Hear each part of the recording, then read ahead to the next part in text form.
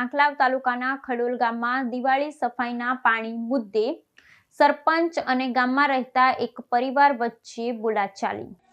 આણંદ જિલ્લાના આંકલાવ તાલુકાના ખડોલ ગામમાં દિવાળી નિમિત્તે ઘરની સફાઈ દરમિયાન પાણીના નિકાલને લઈને થયેલા વિવાદનો એક વિડીયો વાયરલ થયો છે।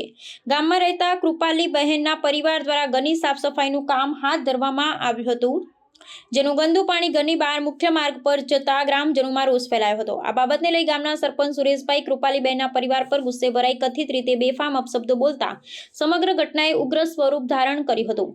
આ બોલાચાલીનો વિડીયો સોશિયલ મીડિયા પર પ્રસારિત થતા મામલો ચર્ચાનું કેન્દ્ર બન્યું છે।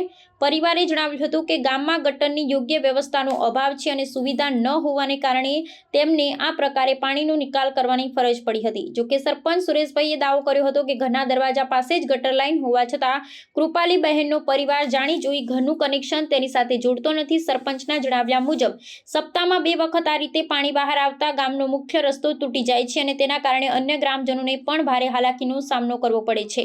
બોલાચાલીના બનાવ બાદ પોલીસને જાણ કરવામાં આવતા પોલીસે સમગ્ર કેસની તપાસ હાથ ધરી છે। સરપંચ દ્વારા અપશબ્દો બોલવામાં આવ્યાના આક્ષેપોને લઈ કાયદાકીય કાર્યવાહીની શક્યતા સેવાઈ રહી છે।